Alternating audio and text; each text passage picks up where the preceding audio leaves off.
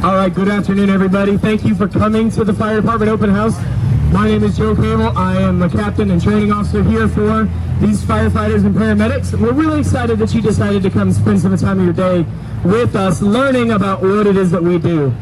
This demonstration is going to give you a little insight into something you maybe see on TV and in movies, and this is for search and rescue. We have a wonderful member of our crew and his dog. I want to introduce you to a couple of people. I want you to introduce River. River is our search and rescue dog, and his handler is Tom Laughlin. He's one of our engineers. They have spent 7 years together working here for the fire department. We treat River as we treat one of our firefighters. He works with us, he trains with us. He really operates exactly the same we do, otherwise then he's just a dog. But he provides a service for us and a service for you all that in the event of emergency, he deploys just like us. He has his own ID card, which I think is really, really neat.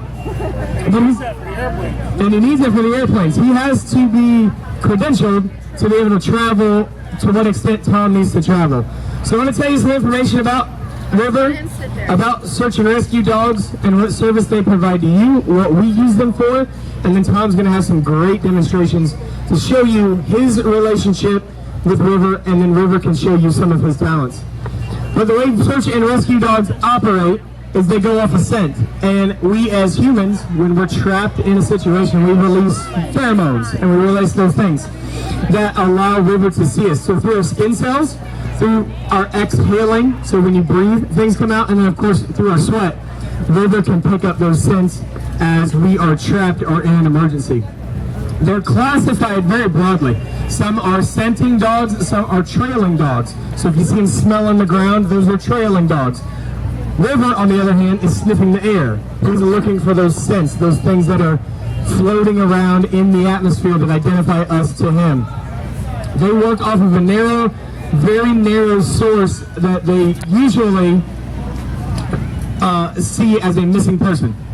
So that scent that they get is something that he gets is something that alive people put off. River is a live victim dog, not a deceased victim. So there are 2 very significant classifications. River can get very emotional if he is thinking he's looking for a live victim and finds a deceased victim. It's very confusing to the dog. He doesn't know the difference. All he knows is, he knows the difference, but when he's deploying, he doesn't think, I'm looking for someone alive, I might find them deceased. He's thinking alive, alive, alive. And when that happens, if he does find someone who has passed from their injuries or the event, he has to be removed completely from the scene. And almost, the only word that comes to mind is deconned. But the idea is he has to be reset. Think about, give positive reinforcement, kind of like I said, reset to the situation. We've got to keep it fun for him, so we'll hide somebody. If he was to find, something that wasn't that opportune, we'll take him off, hide somebody, and make him have a successful search to keep him upbeat. Yeah, they make it happy.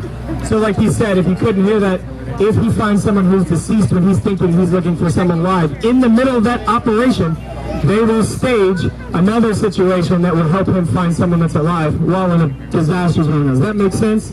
That's how invested these dogs are. Now these dogs come from 2 different places. They either come from breeders, through long lines of purebred search dogs, which is what River is from, or they also come from rescues. Crews will go in and find rescue dogs, train them, rehab them, and bring them back to a sense where they can provide a service. Now, these dogs, like Tom was saying, operate off of positivity, positive encouragement, positive reinforcement. River loves his tennis ball. That is his gold, his bread and butter, that's his Snickers bar. You give him a Frisbee, you give him a stick, but you bring out that tennis ball, that's the happiest little dude that you're going to see all around. And you're going to see Tom use that as the incentive for him as he's going through those situations. Depending on the atmosphere, depending on the environment, River can trigger or hit on a scent from a quarter mile away. All right, and actually air movement is better for him than no air movement. So if it's a nice little breezy day, those scents get stirred up a whole lot more than if it was nice and calm. So other dogs are trained in different ways. Some are trained for summertime weather, some are trained for wintertime, different seasons. Some are trained for urban more commercial style buildings. Others are for residential, more or rural terrain, mountainous terrain. Different skill set all along for these dogs. One thing Tom always mentions is watch River's body language change. Once he hits a scent, now it's game time. He'll run around, and Tom will mention about the pattern that River uses, and that's actually through his DNA and through his genetics. But that pattern will change. Just like we talked, if any of you watched the fire demonstrations, especially with the small box, we talk about how smoke changes, the way it moves, the colors and all that stuff. River's the same thing. His body language will change when you know. And one thing that Tom's going to show you is how he interacts from a distance with River, with hand signals and hand motions. You're going to see how River's body changes based on what Tom does, not necessarily what he says. And he's going to show you that. It's really, really neat. If you think River being a quarter mile away, let's say he hits on a scent, runs that quarter mile, all he's got is visual cues. Now, Tom has a loud voice, but I might not travel a quarter mile depending on the terrain. So it's going to be neat to watch how those things change. Now, River's a lab, and he's from that, like I said, that long line of search and rescue dogs, so it's there. Tom says that his relatives are from England, so he's got a flair for tea and crumpets, I guess, and tennis balls. Mom and Dad are from England, actually. Yeah, first line. His first line. Great. It's about $30,000 to train, maintain, and take care of this dog. And like I said, River is a member of the fire department family. So we treat him with respect, we treat him with training, and he gets a lot of benefits because he is one of us. So it's an investment. It's a community investment. He is there for you. Now, hopefully you never need him, but when you do, Tom and River are there ready to go to help you in any way we can. He travels with us. He trains with us. He's gone to Florida, Alabama, Georgia, Tennessee, Oklahoma, Kansas, Texas. He's been all over the country training and operating, which just makes him better. It just makes him better for when he needs to be deployed here. River's about 7 years old. He's going to be 7 years old, and that's...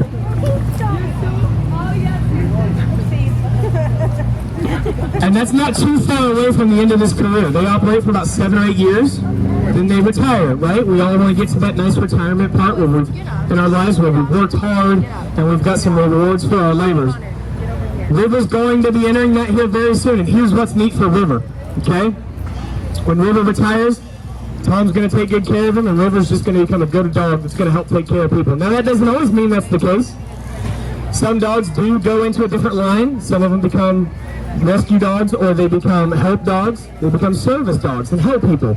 So River may retire and become something to somebody that they need to help them go from their day-to-day life. This says River loves to play in the snow, and even when he's trained in these conditions, he's performed very, very well. Like I mentioned, River is a live dog, not a cadaver dog, so that goes into a significant part of his training.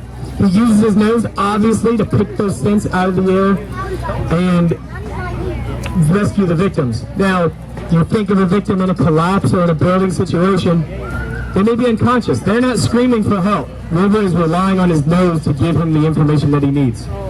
There are only about 400 dogs in the U.S. that are trained at River's level. So when you think about nationwide, only 400 dogs, River's right in there with him. It's a very specialized dog. Tom has done some great things with him and got him ready for the service that we need here at the department. So they start training when they're 8 weeks old. They climb over little things, shoe boxes, cinder blocks, and then they gradually add a couple of steps. You add ladders, then you find big rubber piles, and they climb over that. And if you ever have the opportunity to watch these dogs in those trainings, it's so fascinating to watch their thoughtfulness as they're trying to find their footing, just like we do.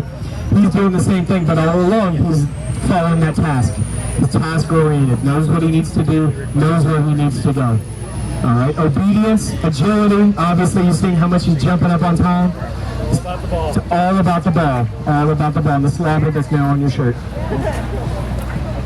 So like I mentioned, different climates, different terrains, different victim types. Some dogs are trained for water. All right, River's got some training in water. He goes out with our police department. They have their own dogs that catch bad guys, but they'll call Tom, they'll deploy River to the river, like that. He gets familiarization on their boat all the time. And he learns those different areas, gets on their boat, and works with them as well. All right, almost ready. Yeah. Bring him over, get him ready. So search and rescue is stressful, like I mentioned, especially if he finds something he's not necessarily looking for. So that career being 68 years, River's a little bit on the end. We want to make sure he has a nice life. Like, he's done some great things, and he's deserved it. His birthday's June 13th, in case you want to send him a birthday card or send him a throw him a bone. You like that pun? All right, he'll be 7. He gets that day off, right? All right. So Tom, great guy. He's gonna through his national certification, through his ID card, through all of his skills. Tom's learned a lot of different things. So I'm gonna have you crowd participate. I'm gonna ask you here a question in just a moment. If you can give me a choice, I'm gonna give you a choice. Pick one, first or third. First one right here. First or third? Third. Third it is. Okay. Forward or and then the next one is forward or back. Over or back. Back. So third and back. Third and back. Third and back. So what we're going to do, guys, is it's just like a baseball diamond. I'm going to go to home plate with him. You guys pick third. I'm going to send him to third base first. He doesn't know where he's going until I tell him. And then, based on what you had said third and back? Back. Third and back, so I'll send him to second base. We'll do it a few times. The whole reason I'm teasing him with the ball is really a loaded purpose, is because I want him jazzed up. Guess who's going to be holding the ball while I ask him to do something? Me. So his reward at the end of this is going to be a ball, but it'll all be hand signals that we'll be using. In addition to other certifications, this is part of the FEMA test that these dogs have to pass sharply to be certified in searching. Less than 15% of all dogs that go through this pass this test. So you're going to get to see some of the things that River had to do when he was a younger pup to get nationally certified. So what's going to happen is, with all the sound, third is third and back. Now Tom's going to do all this with just hand signals.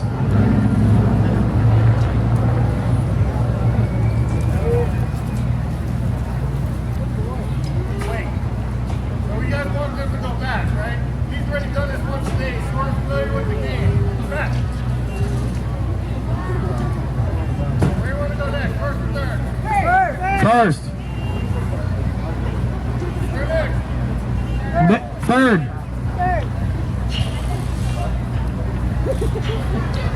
Back or over? Okay.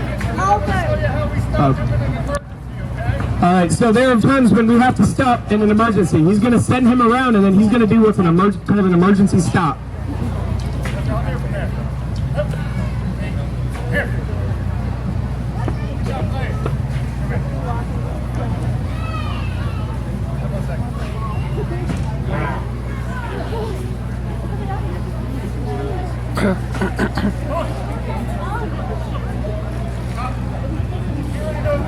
He does. But look at his posture. Look how he sharpens up, narrows down, focuses on that. Yeah, give him a round of applause. He doesn't care. He wants his tennis ball on that match. You guys could shoot off fireworks. He doesn't care as long as he's got a tennis ball. Now, not all dogs get certified.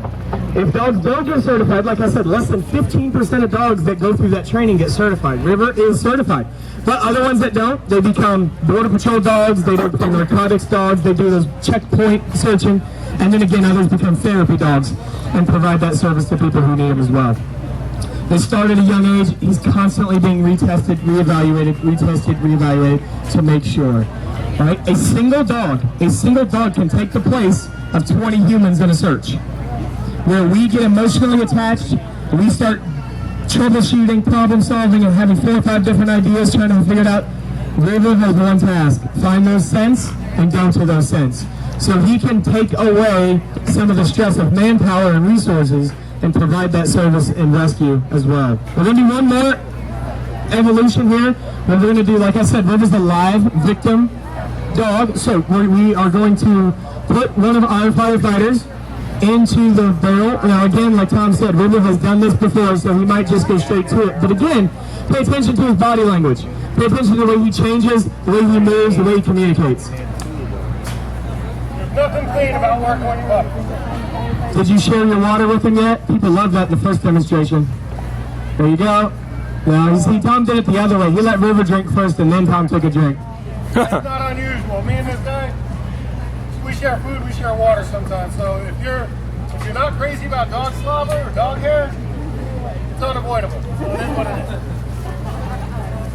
is. So you think about, for those of you that are in the more seasoned generation, you think about the Oklahoma City bombing, we think about September 11th, all these natural disasters, the dogs that deploy to that, the handlers that deploy to that. You know, firefighters and crew members, it's sometimes significantly dangerous to climb up onto a pile like that. We can take a little bit more risk with the dogs, let their instincts kick in, and go in there. There were over 300 dogs used on September 11th. Imagine, just think about those dogs going in, coming out. And what were those dogs finding more often than not? They were finding not good stuff. So they were having to pull those dogs, reinforce the positive behavior, then send them back in. A lot of dogs had to retire, and handlers had to retire after that event because the stress of the event was too much.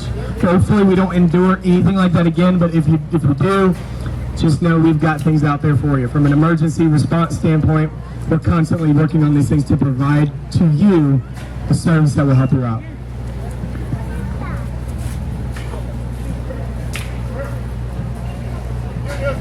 He knows the game. He's like, all right, I'm going.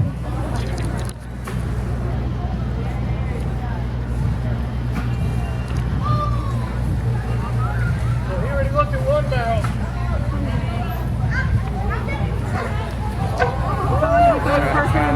That's key. I don't want him giving me a false alert, because if he gives me a false alert, we dedicate all our resources and nobody's there.